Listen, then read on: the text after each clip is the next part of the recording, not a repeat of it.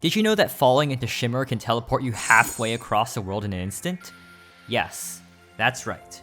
By shimmering myself and then falling, after 20 seconds, I instantly teleport to spawn, even though that's literally thousands of blocks away from where I shimmered. Huh. So why the hell does this happen? Well, it starts with a little quirk of the shimmering debuff. Most of you are probably familiar with the shimmering debuff and how annoying it is.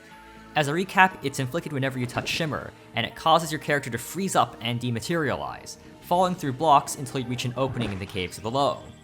Now, it would be a bit inconvenient, and bad game design, if this funny little effect caused you to be soft-locked until you fell to the bottom of the world if there happened to be no caves in the way, which, by the way, now kills you.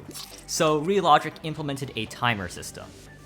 If you're locked up with the shimmering debuff for more than 60 seconds, or 20 seconds if you're hitting your movement keys, you'll instantly break out of it, teleporting you from your shimmered state into a nearby open space.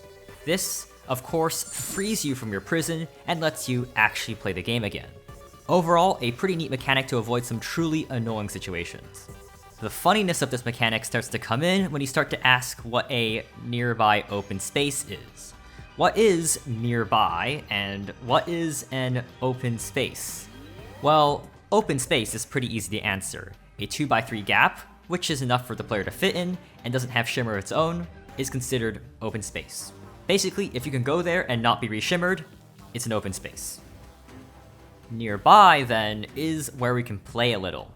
What if you're 20 seconds into shimmering, hit a movement key to exit, and there's just no open spaces nearby? I mean, a solid world of dirt is a thing. Normally, the game just teleports you to the nearest open space within a square 60 blocks from the player, but if it can't find a valid open space there, then it panics. It then makes the understandable but still bizarre choice to start searching around your spawn point, so your bed, and tries to find a suitable spot there. Yup, without a recall or anything, the shimmering debuff will just teleport you from the shimmer, whatever distance, no matter how far, all the way to your bed. It just does that. But what if you don't have a bed set? Where does it go then?